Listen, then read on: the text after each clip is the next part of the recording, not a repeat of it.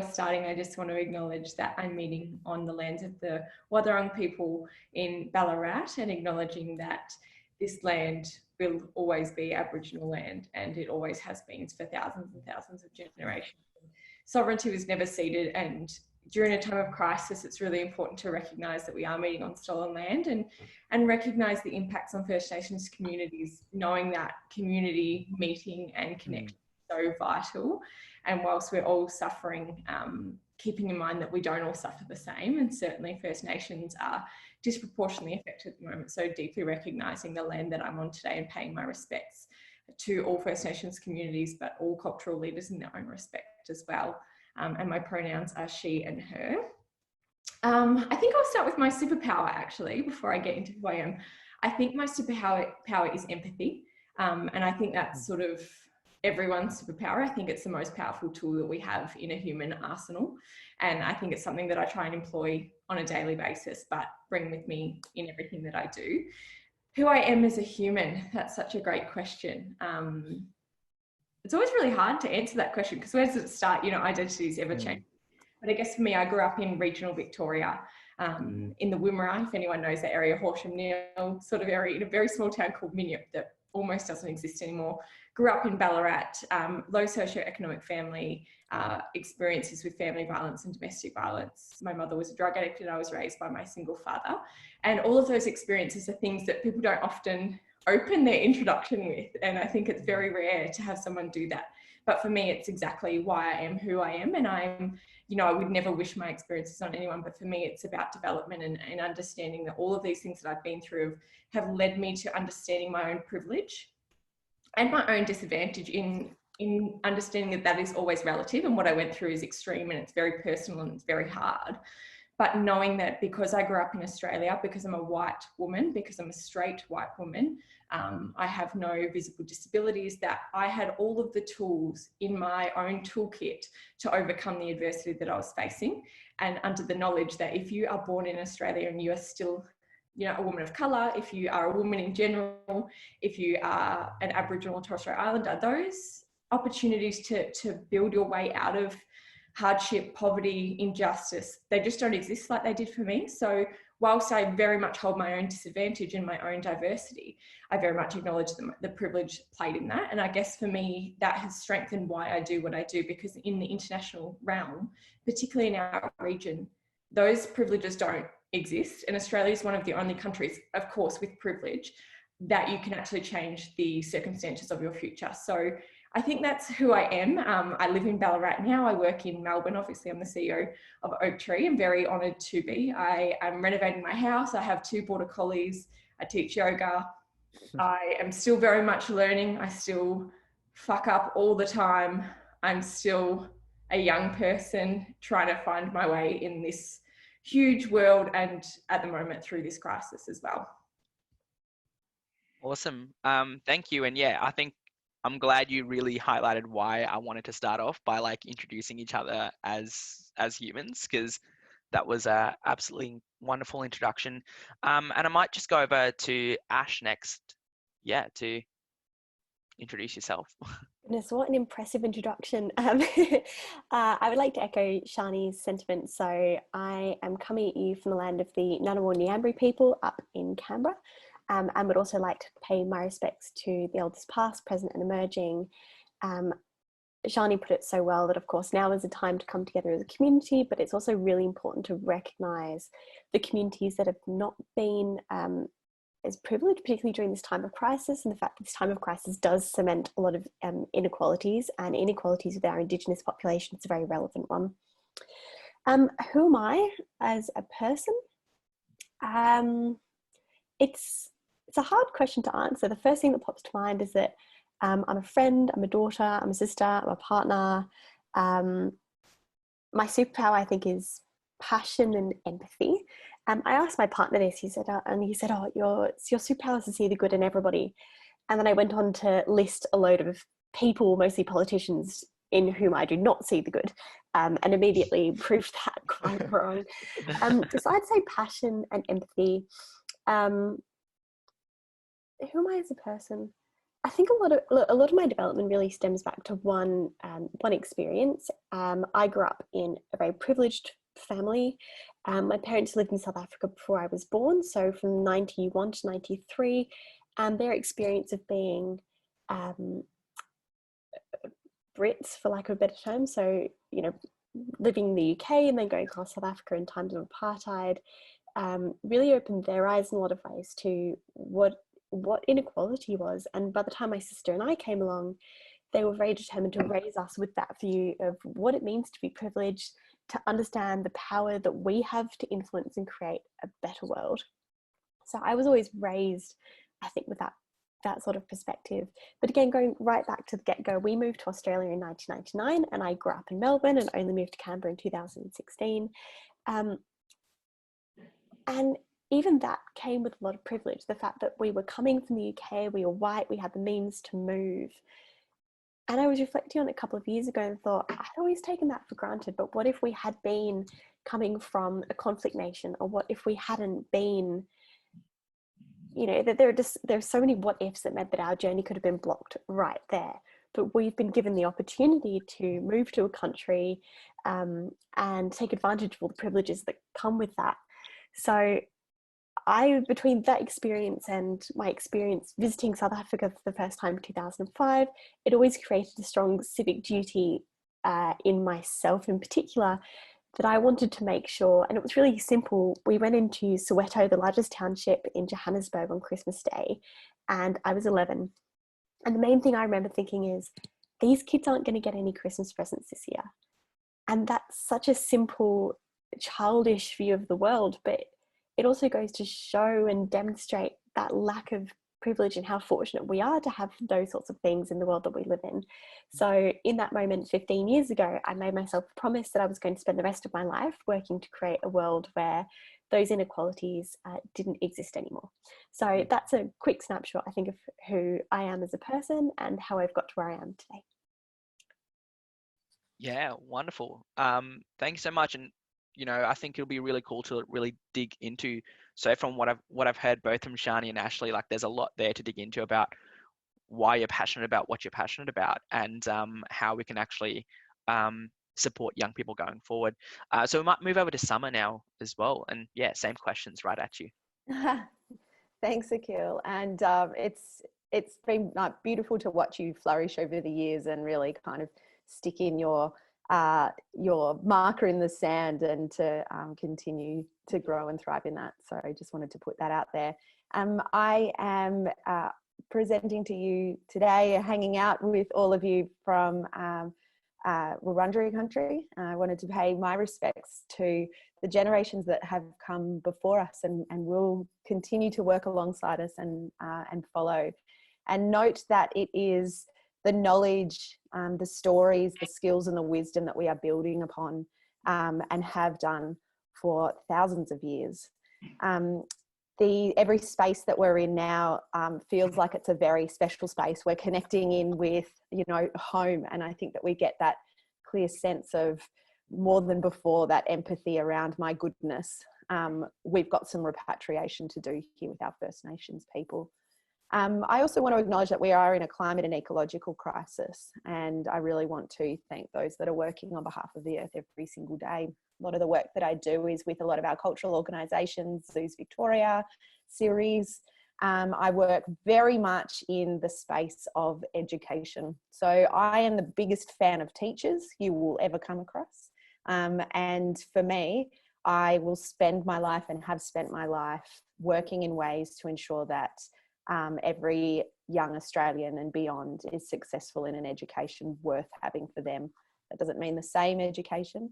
That certainly means that it is contextual. It certainly then means that our educators have the skills, tools, networks and knowledge that they need in order to really partner with students in, you know, what is an education worth having. So I suppose my superpower is systems thinking. I'm very much able to see the threads and the connections between people's work. If you think about it like a net analogy, you know, if their work are the knots, the people are the threads between them. And to be able to strengthen those threads is something that I work very hard at. So not only the pieces of work, but the folks that I'm working with. And I've got a real privilege in the education space to be able to see those little knots. I work very closely with Northern Territory Education Directorate, ACT Education Directorate, schools across Victoria, New South Wales Department of Education. And I feel like I'm in an incredibly lucky and privileged position to be able to see those sort of knots that they're working on and then strengthen the ties between. So it's been really ace, for example, in this crisis, to really look at the needs of different schools and at different scales, you know, right from a classroom micro perspective right up to a kind of a macro a whole system perspective, and to be able to share those stories. That's what we need in times of crisis, those sort of me too, and not the thought that, yeah, we know what to do and we're sort of missing the boat a little bit, but it's opened up that vulnerability in, you know, the hands open to learn. So for one of the first times ever, we're seeing sharing across systems and sectors, across government schools, independent schools, Catholic schools. And I felt really lucky to be a bit of a conduit to, you know, how I can knot those threads together. The biggest challenge going forward is keeping those ties plaited and that we don't sort of go back into our own silos. So that's where my brain is going at the moment with that superpower of systems thinking, and now a lot of others are blooming and flourishing in that. I feel that it's not only for education are we going to be able to move the needle pretty significantly and in that school's experience, but also in that really profoundly human experience as well, to make sure that, you know, nobody is left behind here. And these are big considerations that have come to lay bare. So I'm super excited to be here, because I've always said that, you know, while young people might lack the experience on a list of things on their CV, they certainly don't lack the expertise or the knowledge.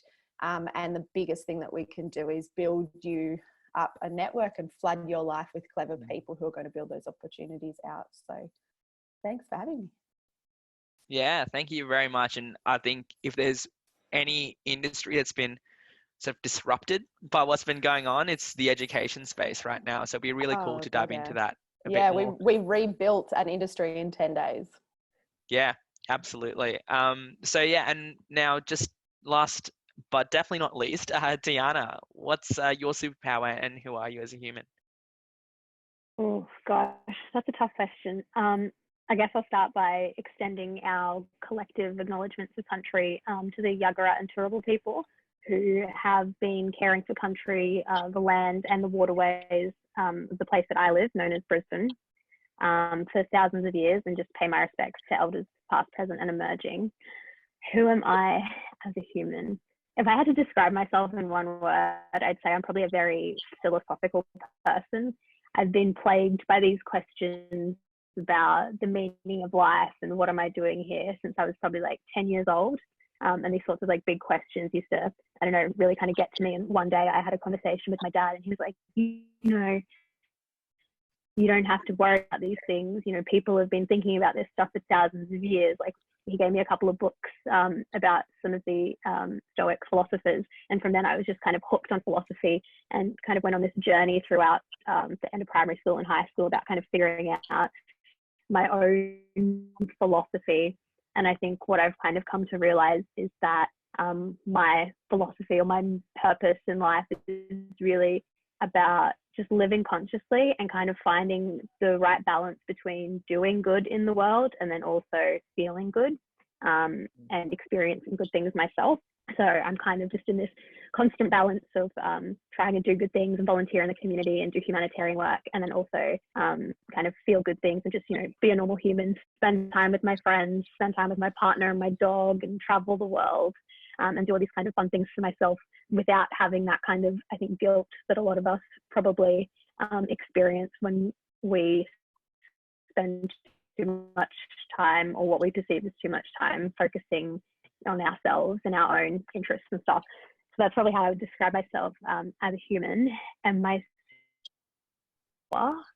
did have systems thinking kind of written down as one of mine, but just to change it up a bit, I'd say I'm probably a very motivated learner. I'm always willing to learn. I'm always keen to learn new things, not always for the right reasons. Like last weekend, my partner didn't think I would be able to put together this flat pack furniture bedside table, and I was adamant in proving her wrong, and the thing fell apart after 3 days. But I'm always kind of just willing to learn new things and give things a go, even if people or myself kind of don't think that I have it in me. So that's probably my superpower. Yeah.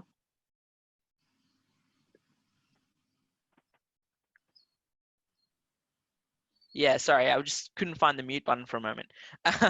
So thank you all for that. That was a wonderful introduction. And I think just for context for everyone else, what we will be going through today in the next 30 to 40 minutes is just roughly exploring what are some of the challenges that COVID has created, particularly for young people. We'll look at as well how communities have been supported and maybe what role of young people, what their role can be to help, and what we can do to maybe show up for friends and people that we know that have been impacted adversely. And finally, I think, which is the most exciting part of this as well, which is looking forward, what are the opportunities that COVID has presented? So maybe turning some of those challenges into opportunities that we can explore, particularly over the next day and so. So I'll throw this out there to, I guess, anyone to get us started. Like, what have been the personal and professional challenges you personally have found due to what's been going on right now? So yeah, happy for any one of our guests to jump in with that. Oh, I'm happy to kick off. And I think with, in the spirit of that vulnerability and the beautiful scene that Shani set us in her introduction, personally, I'm away from my family. And I, live in a studio apartment, and I'm a single girl. So isolation has been a bitch, and it's really hard. You're up in your own head a hell of a lot. And Tiyana, I think you would probably echo that. Like, whoa, those sort of existential questions just get big and big and big. So that's been a real challenge. I think professionally, the challenge is, while it's great to be able to, really hone and work in my space, education, particularly schools, my goodness, I've never felt a time where one solution has opened up a Pandora's box to a whole nother set of issues. So, for example, we're now in the homes of young people. We can see a window into what's happening, and sometimes that's a really scary window. So we know from that's a giant challenge, and our teachers feel deeply. They care a lot. They've had to upskill, and current sort of baseline studies that have come out, we'll probably lose anywhere between 40 and 50% of the teaching profession as a result of what's happened here. And that's a problem. That's a giant problem after all of this. So the human toll in my industry, personally, that's a burden. I care heaps, but professionally, some big problem solving we've had to do. Yeah, thank you. And I think, as well, in the interest of time, I might jump into a few other questions, just rather than having everyone chip in on that, because I'm sure we've all had our unique challenges, to be honest, and with all of our individual lines of work. I'll ask Shani this, which is, I know that working with Oaktree, it's a team of young people doing a lot of amazing work, and you're also working directly with young people. So what are the narratives that you've been hearing? What are those concerns and challenges that you've been hearing from volunteers and the people that you support as well, to get a perspective on what young people are going through in particular? Yeah, that's a great question. I think everyone has their individual narrative. As you said, everyone feels this differently, experiences this differently. And I think the core thing that I want to reiterate is we are all in this together, but we all experience it so differently. And I think there's really two distinct narratives we're seeing here.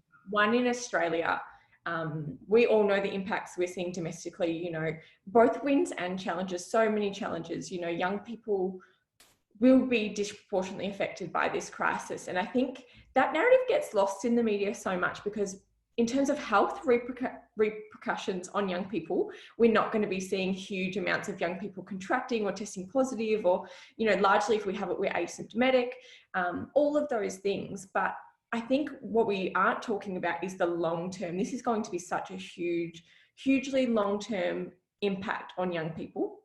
It's not going to be when things reopen that things return to normal. We're going to see the continuation of loss of income and education for young people. And that's going to be long-term, and it's going to be very, very serious.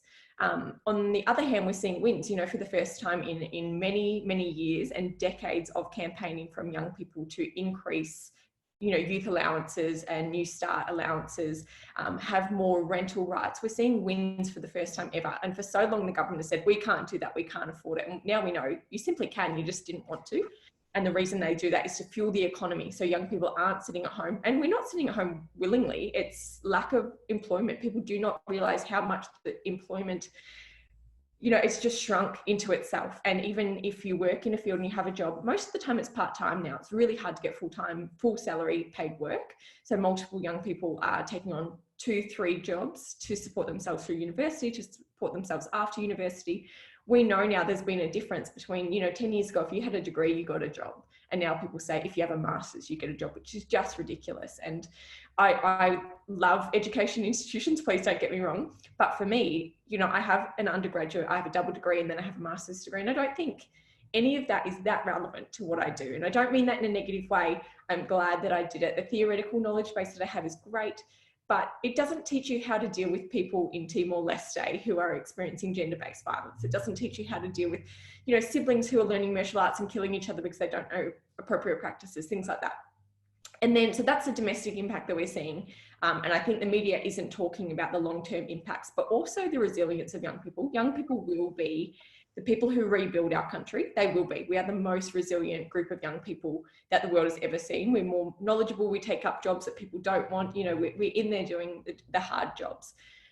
On the other side, we're just not hearing about the region at all. We're just not. Like, you know, 90% of media stories at the moment are related to COVID, and less than 1% talk about the international impacts. And of that 1%, 0.98% of that is coming from America and what we're seeing in America. So we are not hearing about our region at all. And young people, you know, in Cambodia are falling back into female prostitution under the age of 15. We're seeing young people at home being in gender-based violence, increasingly so. We're seeing young people women finally getting an education in Cambodia. That's regressed by 50% at this stage. Timor-Leste, you know, the youngest youth population in the world, you know, over 65% under the age of 30. And there's just no school going on. They've declared a state of emergency. There's no support for young people. If you live in a region, particularly, you know, you're not getting access to food anymore. Markets have shut down, all of these dramatic things. And again, we're not talking about it. There is no narrative for young people. No one's telling their story whatsoever. And it seems in times of crisis, what Australia doesn't do very well is think outside of our borders and think about the impacts and the responsibility that we have in the region. But more so what we do is we think about, you know, what we can do here, the dramatic impact that we're seeing here. We're talking about people's mental health, which is amazing. We're talking about our schools a lot more. We're talking about the insufficiencies we have in our healthcare, which is awesome. Conversations that have needed to happen for such a long time. What we're not doing is talking about the region and our responsibility. In fact, we're seeing it regress. You know, we're talking about 30% cuts to the charity sector, 30% of international developments organisations will shut within 12 months. That's what we're facing. That's the reality. So when we talk about, you know, industries and sectors being decimated, we are gone, really, really gone. And what does that mean for young people? Because, you know, people talk about the absence of extreme poverty in our region. That's going to regress dramatically. Increasing, you know, educational opportunities, regressed. Increasing gender opportunities, regressed. So without this sector, what happens? And like, I don't know the answer. That's a rhetorical question in one ways, but one of those philosophical questions that in my head is just like, oh my God, 1, what is going to happen to our region? 2, I'm not going to have a job anymore, even despite all of these, you know, educational things that people tell me I need to go do a master's and all of these things. I could be out of a job. Like, it's just crazy. But 3, young people will finally getting steps in the international development sector. And it's just like a slippery slope now. And it's like, if we lose Oaktree, if we lose other youth organisations, I significantly worry about the progression we've made with getting these voices heard. And I don't think their narratives are being heard. We're hearing it in small pockets, but I don't think we are being considered, not in the same way that we need to be. Yeah, I think those are some massive insights and massive questions that are beyond a lot of what we can kind of work on right now or have the capacity to think about as well, with a lot going on personally. But yeah, I'm going to let that sink in for a while, to be honest, because that's a very stark reality. And yeah, as Ali said in the chat, it's really powerful. And I think with our goal over the next day and 2 days to start to create some solutions and look at some specific challenges around what's been created by COVID, we can look beyond COVID itself and actually look at those knock-on effects that you're talking about, Shani. Absolutely. And I want to move over to Ash as well, because I know that, you know, you've been a great advocate, not just for young people, but around gender equality as well, both in public and private spheres. So you've got an idea of creating change across both. What have you noticed to be some additional challenges coming up now around driving change? I'm particularly interested in the policy space, because I think there's less transparency as well around what's going on in those areas. But yeah, any insights you can give around that? Yeah, that's such a good question, Nikhil. And I think you've really hit the nail on the head with the policy space. So around driving change at the moment, one of the main things I've noticed is this disconnect between government and policy and civil society. So this crisis started and we went into panic mode, and fair enough, we didn't know what was coming. The government started making some decisions and pulled together this national cabinet, and then things started coming out of the national cabinet and there was no consultation. I think the systems that we already have were, in a sense, further entrenched. So the fact that we don't have things like gender mainstreaming of our policies. And then from a civil society perspective, people have been very, very reasonably concerned about the health implications, the financial implications. And this question about how to make change has been, in a sense, quite thrown off course. And it's a very interesting one because, if anything, we're at the time of one of the greatest changes that we may or may not see in our generation. And my God, I kind of hope it is one of the biggest times of change, because it means that it's all uphill from here. But I'm also a realist, and I know that we're facing a lot of other challenges, such as climate. And as Shani and some have touched on, there are going to be huge changes to things like education.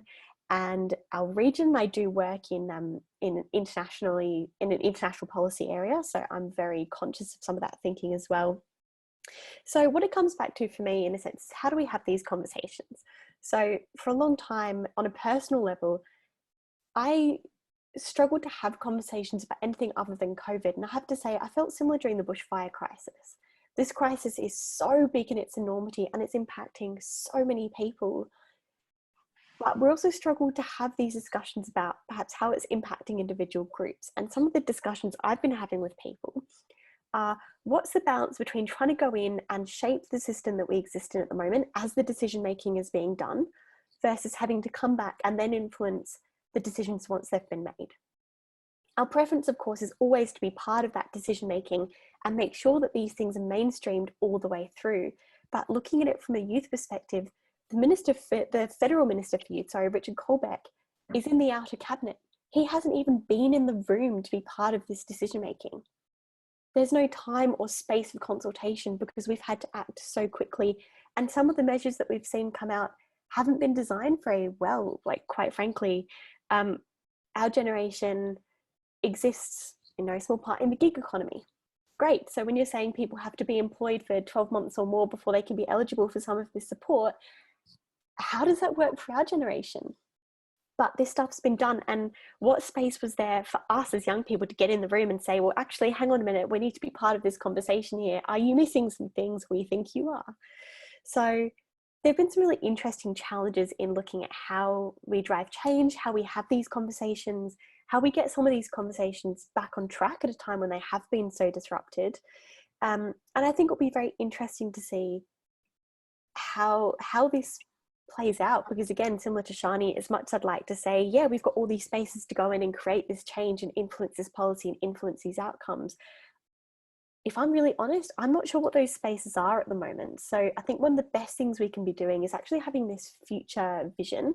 This is the world that we want to see when we come out the other side of COVID. These are the challenges we have now. These are the solutions that we want to see, which is why this weekend is so fabulous, because this is absolutely the thinking we need to be doing. And then very much looking at how we can drive that into the public policy agenda in particular. Yeah, definitely. I can see a lot of hands flying around because that was, yeah, I think spot on. And, you know what, we're talking a lot about those challenges to get like young, but also other marginal and minority voices through the door right now. But I'm also conscious that even before COVID, when that was, you know, when youth organizations like Oaktree were not as under threat as they kind of are due to the crisis, the issue wasn't just about having your voices heard, but actually were decision makers willing to shift real power into hands off young people and hands off those other groups who are talking about. So yeah, it's interesting now we've taken some of those steps back, and now we're looking at those more fundamental or foundational challenges as opposed to what we may have been able to look at a little bit further on. So yeah, and I want to move over to Tiyana as well, because I know you communicate with and work with a lot of changemakers, young changemakers in the humanitarian space. What have you found to be the challenges beyond COVID, but working on some of those challenges maybe Shani mentioned as well earlier on?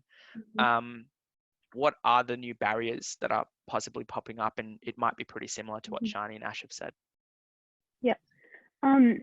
So I guess the relationship between COVID and a lot of other kind of key issues from a humanitarian perspective in the context of Australia, I think COVID kind of poses a triple threat. There's the immediate health threats that obviously come with the pandemic. And then there's the economic crisis, and we don't really know what the consequences of this are going to be yet. Obviously, there's going to be a lot of financial instability, which will probably disproportionately affect young people. But also, we do have to remember that this is all kind of playing out against the backdrop of the climate crisis. And just before this pandemic broke out, our media landscape was dominated with the Australian bushfires. And I think a lot of people have kind of forgotten that we still very much have this looming threat of a climate-related disaster. And so I think they're kind of like the biggest challenges within the context of Australia. But kind of internationally, I think COVID-19 is probably going to lead to a massive humanitarian crisis that's only going to exacerbate kind of the existing struggles that people have who are already disadvantaged. So there'll be the obviously more health implications, which in the developing world is going to be probably a lot worse than what we're facing here in Australia. The economic impacts, I think countries with large populations of displaced people will probably be hit really hard. I mean, here in Australia, it's virtually impossible for the people seeking asylum we have in hotels and stuff at the moment to even practice social distancing measures. So for people who are really displaced in their own countries or in another country, it's going to be impossible to kind of be on top of this virus and maintain today. The Food and Agriculture Organization of the UN released a report talking about how COVID-19 is going to drastically impact the global food supply. And if there happened, the crisis or even the global financial crisis in 2008, it's probably going to have huge implications on people who produce on local food markets for their income, people for humans. And then I think as well in places where there's already kind of political, having a global crisis like this, where there's probably going to be a lot of conflict between not, it's only going to, I think, make it much more difficult to control populations and kind of exacerbate these tensions. And I think it's important to point out kind of both of these perspectives, because young people, both here in Australia and abroad, are not only going to be disproportionately affected by a lot of these issues, but our ability to act is going to be drastically affected as well. think I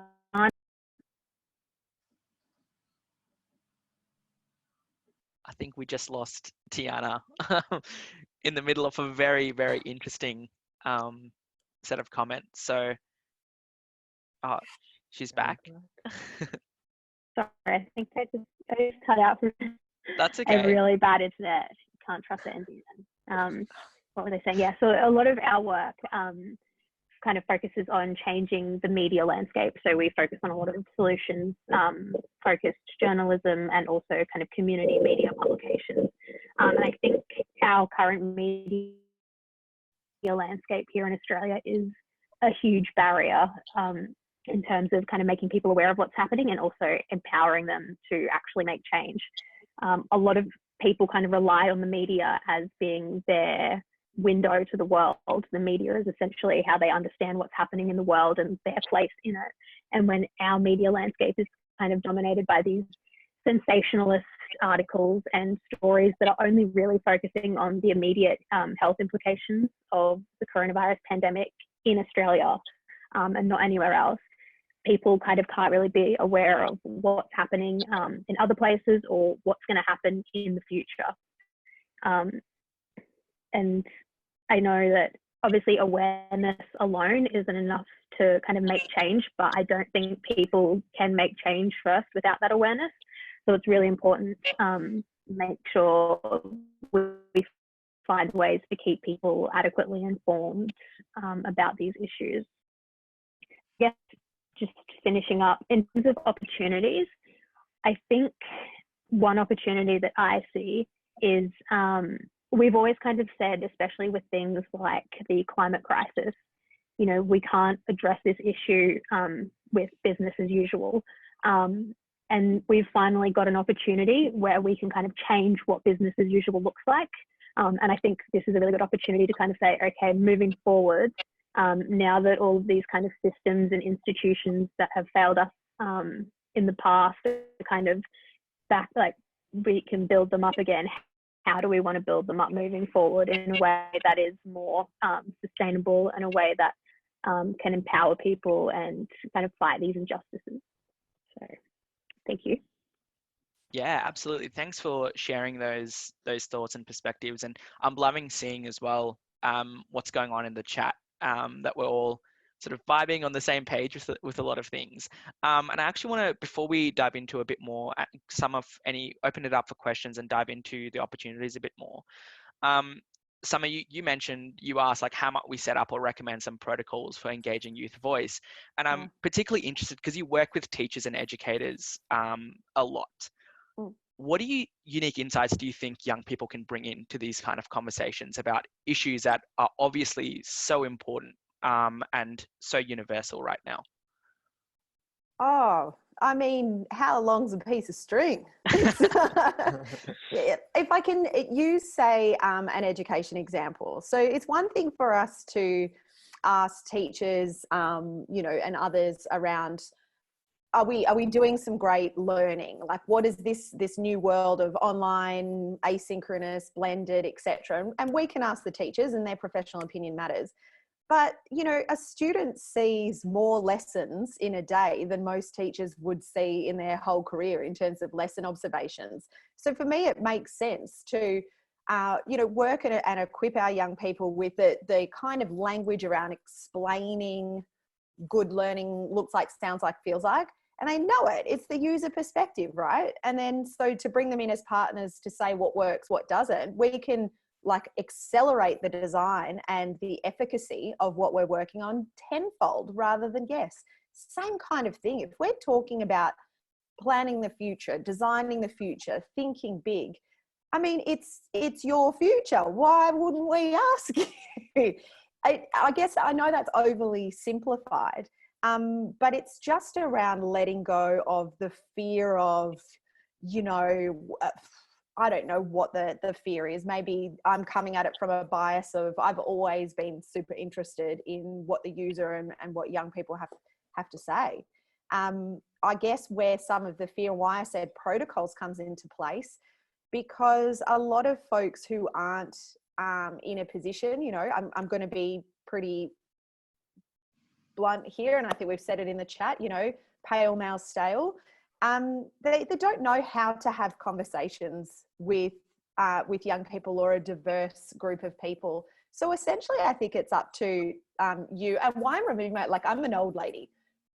Why I'm saying it's up to old lady summer, why it's up to you and those folks like me who support you is to be able to provide a language set or a nomenclature that they will go, oh, okay, you're using words I understand. Now, sometimes we've just got to be able to step and say, we get your policy speak. We understand the words you use in conversation. We've got a nomenclature and a terminology of our own, and that's awesome.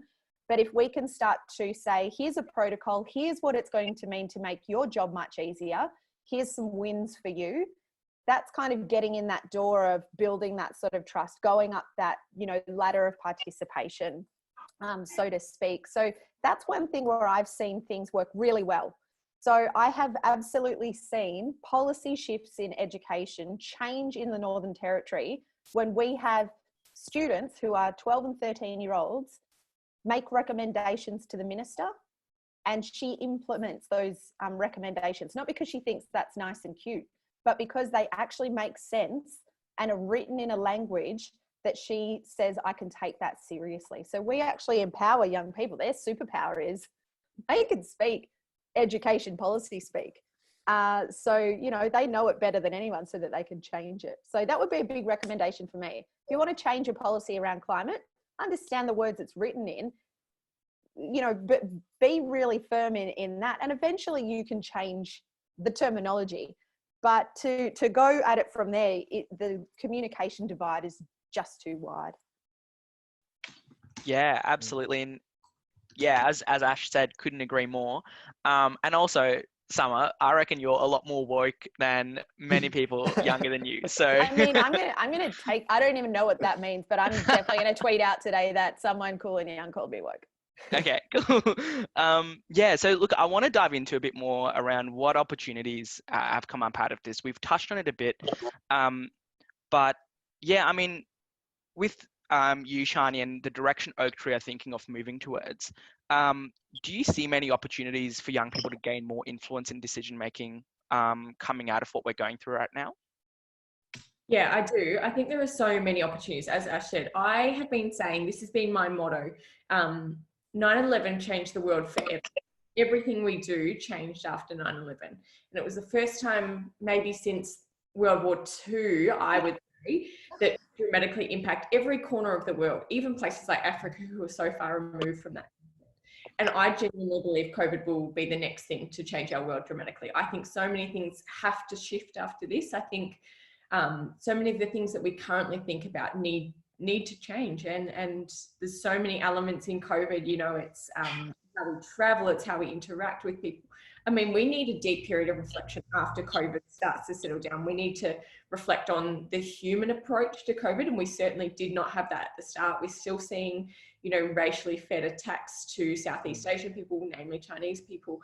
You know, all of these things, we need a deep period of reflection after this, but I hope it extends beyond that and looks at the systems, you know, the way that we work, the way that we geographically include people, different ways of connecting the region, different ways of connecting and educating people in the region around us who can't get access to education through geographical location, things like that. So I think there are so many opportunities here. And as I said, we've already seen some with more rental rights for young people, increased youth allowances, etc.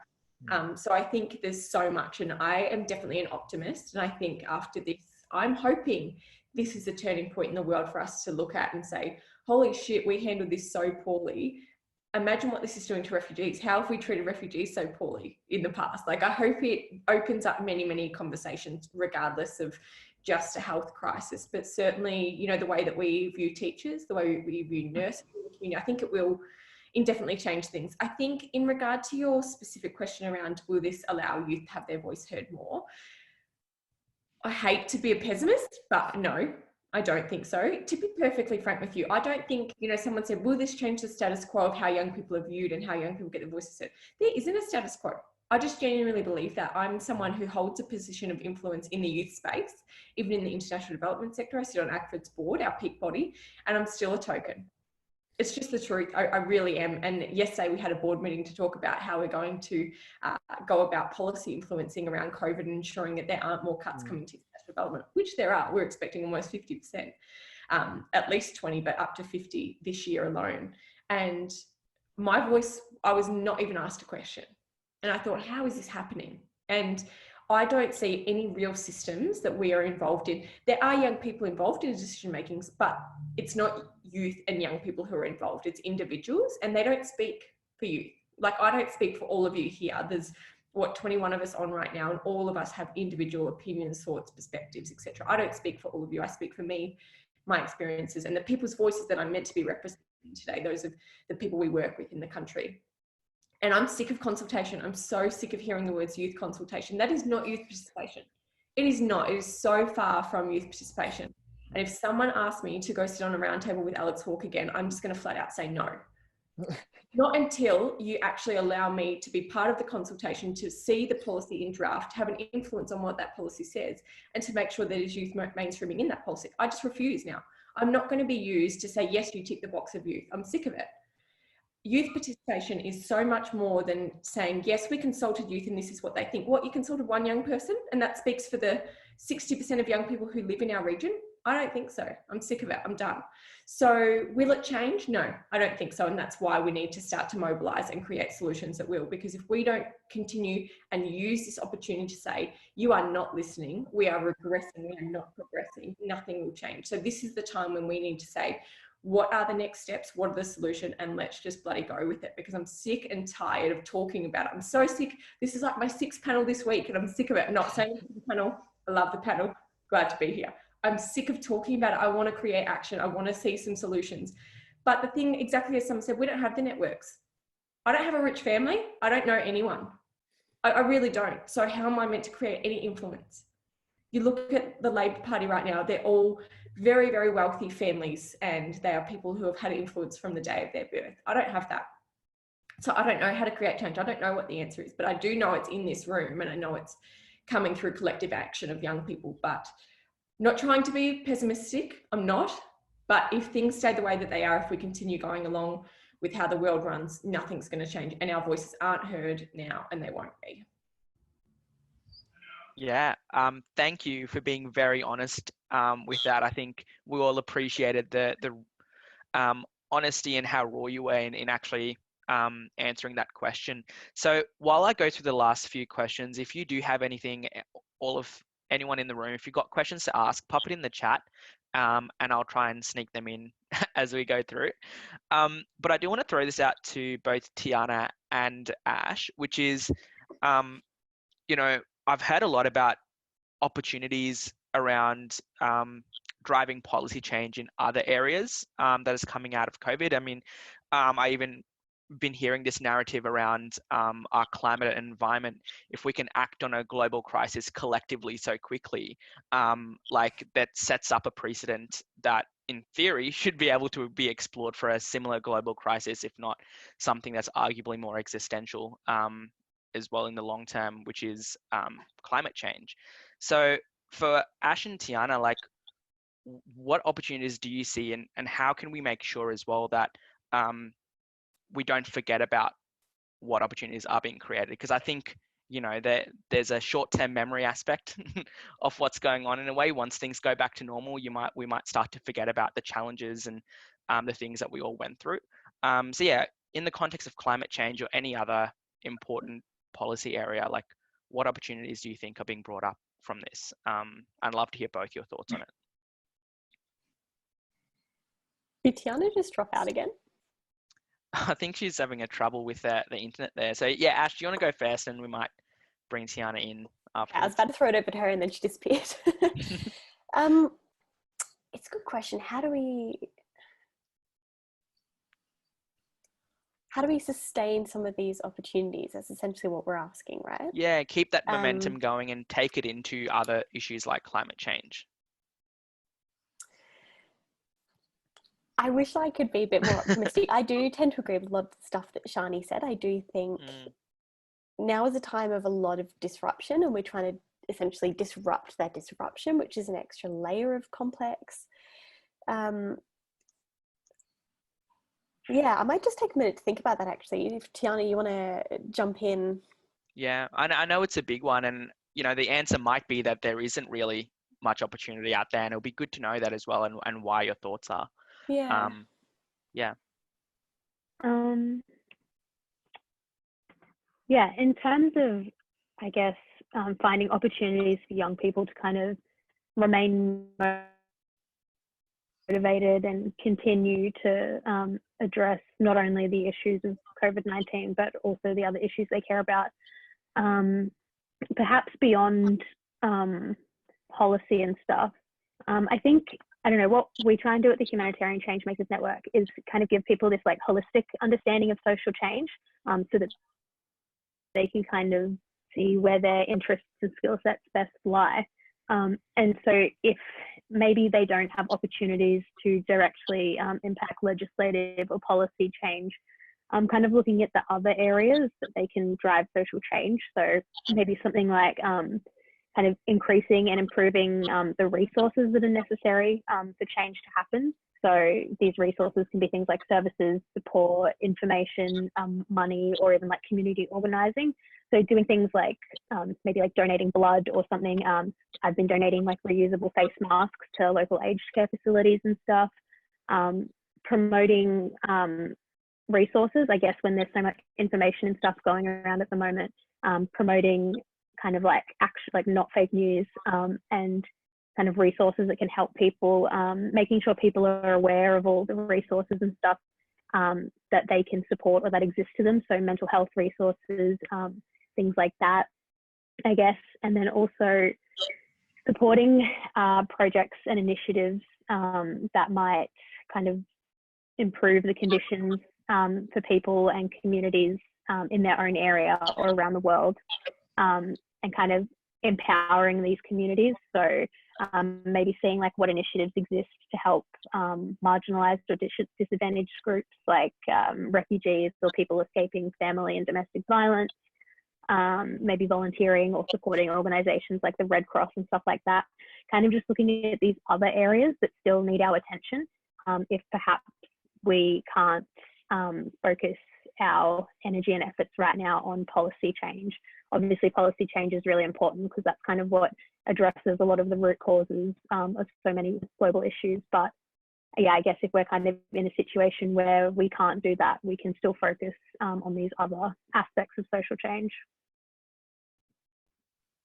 Yeah, amazing. And I like that you brought that up as well, because yeah, like the multiple avenues for change are out there, and I think it can get a bit blurred as well when we sort of narrow down and focus on one area.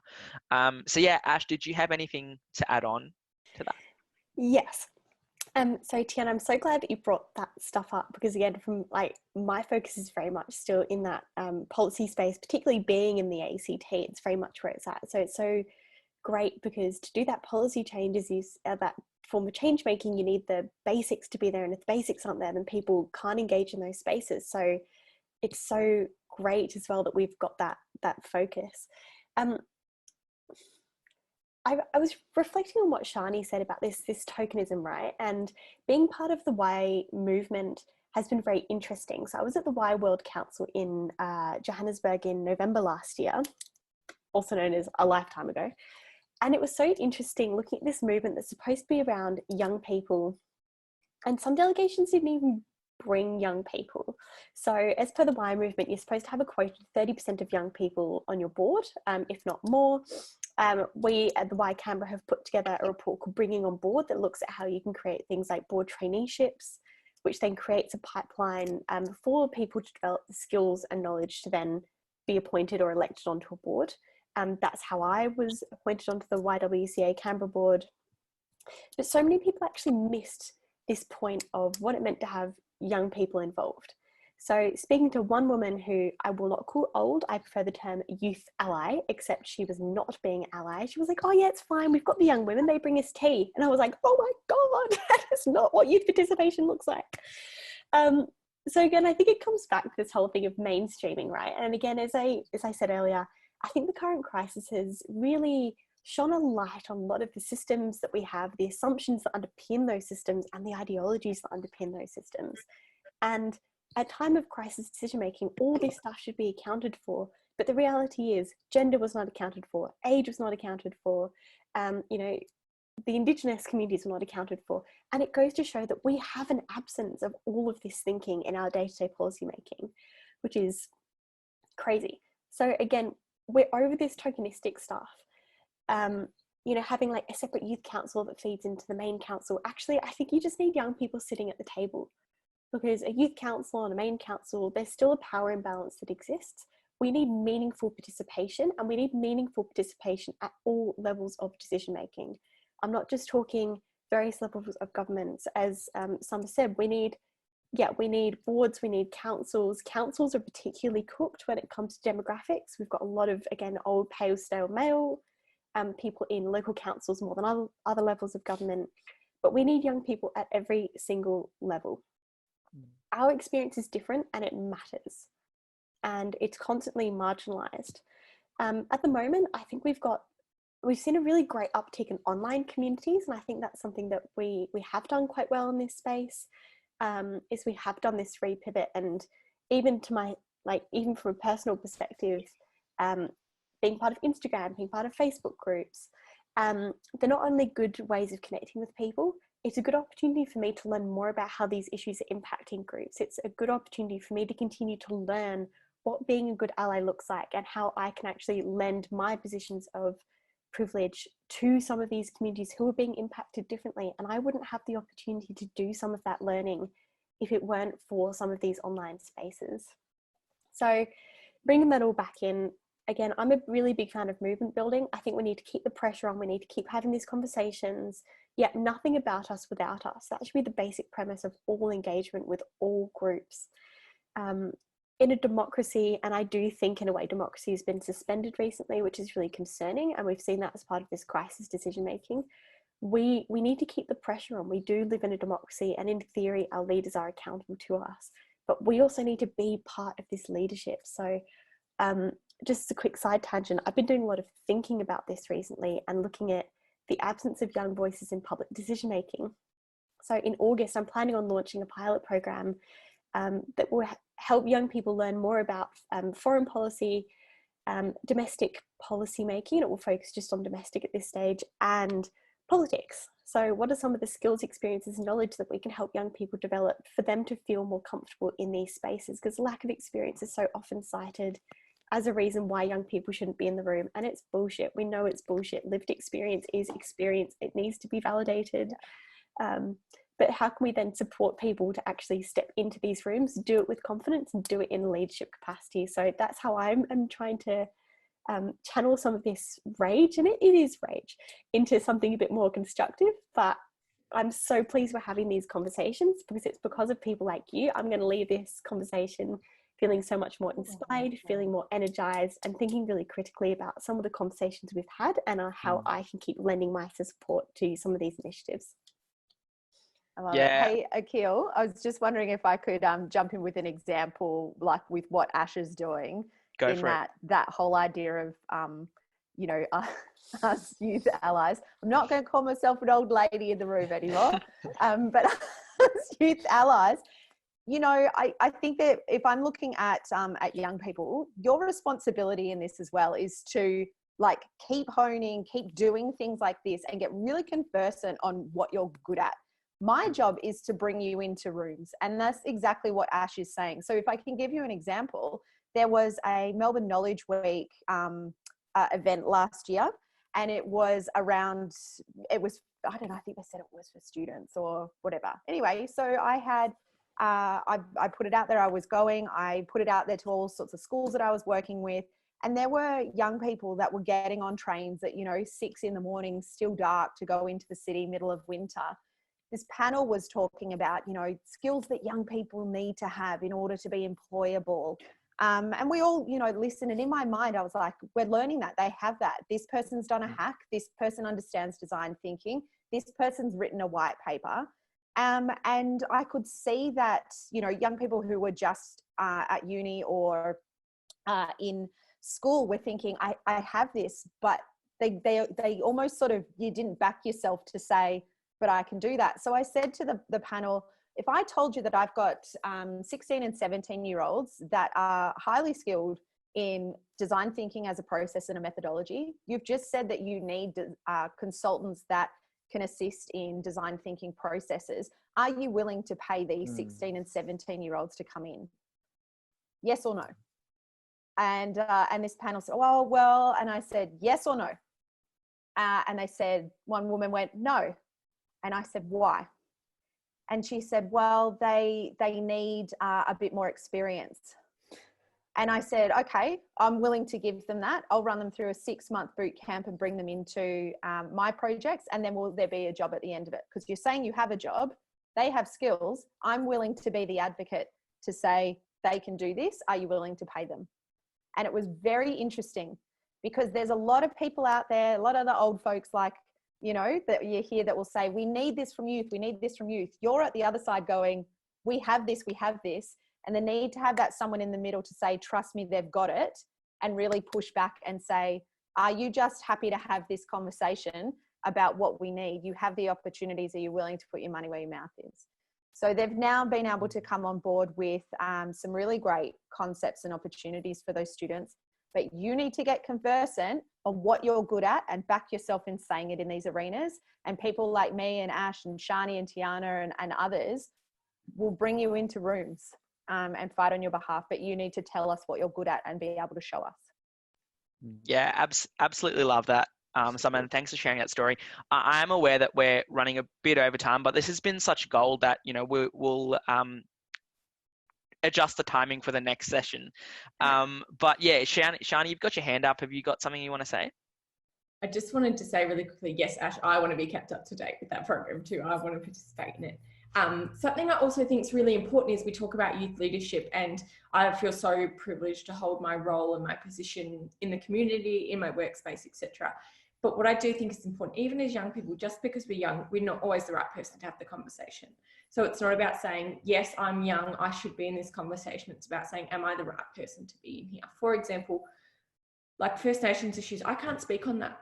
Just because I'm a young person, I can talk about why it's important that young people be, you know, cognizant in the issues that First Nations communities are experiencing, but I'm not the person to speak on that. Yeah. Even in my organisation, I deeply recognise that I am an Anglo-Saxon, cisgender, non-disabled identifying, non-LGBTI identifying person in leadership. And I am not representative of so many people that I serve in my role. So am I the right person? I actually think right now, yes, I am. But I think there is a lot coming that in a year to 2 years' time, I won't be. And it's time to pass the mic to the right person who needs to be in that position. So I think that's really, really important to mention. I know Ash was talking about that as well. So it wasn't to at all say, I think this and I'm right. I know everyone thinks that already, but I think it's really important to always ask yourself, whether you're a young person, an ally, whatever it is, to say, am I the right person to be having this conversation? I had one more really quick point, but I don't know what it was. It's gone. Oh, I thought it was good too. It's gone.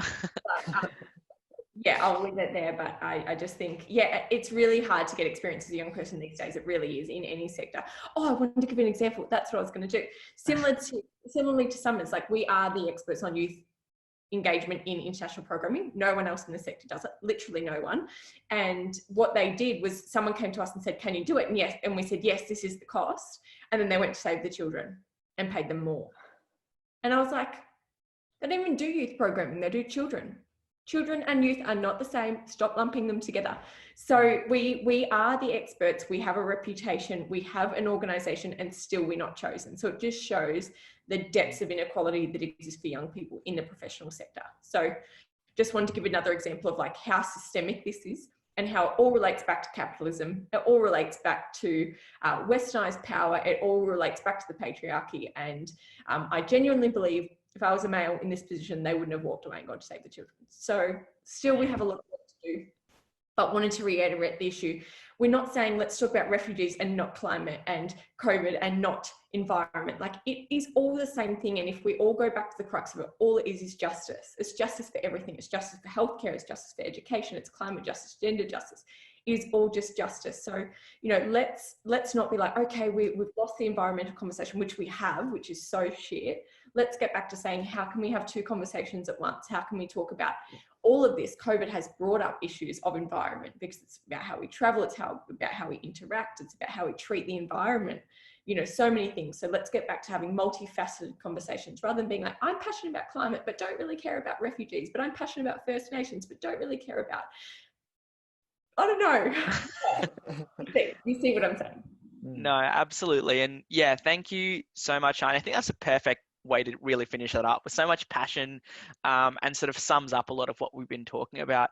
So if we could all like jump off mute for a moment, and give Shani, Summer, Ash, and Tiyana a round of applause, please, because that was, yeah, amazing. And to you guys, thanks for putting on such a great event and having so many youth orgs come together. It doesn't happen very often. So well done on working together, guys. Dropping your ego and sharing an event. It's bloody cool. Life's too short to have anything other than genuine collaboration. Agreed. Some people may think. Amazing. All right. So we'll stop off for a bit of a break now, so you can grab some lunch. And if we can all get back by around like 10 past 1, that would be awesome. All right. Thanks, everyone. Cool. Do you have questions on the board?